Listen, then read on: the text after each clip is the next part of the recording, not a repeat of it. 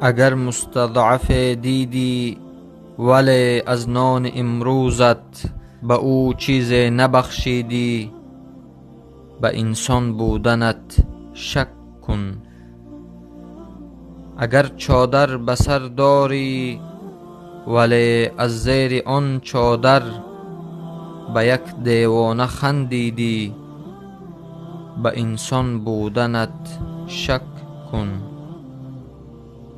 اگر قاری قرآنی ولی در درک آیاتش دچار شک و تردیدی، به انسان بودنت شک کن.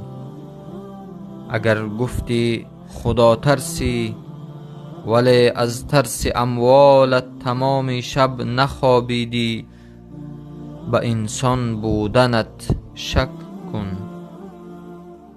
اگر هر ساله در حجی ولی از حال ناداران سوال هم نپرسیدی، به انسان بودنت شک کن.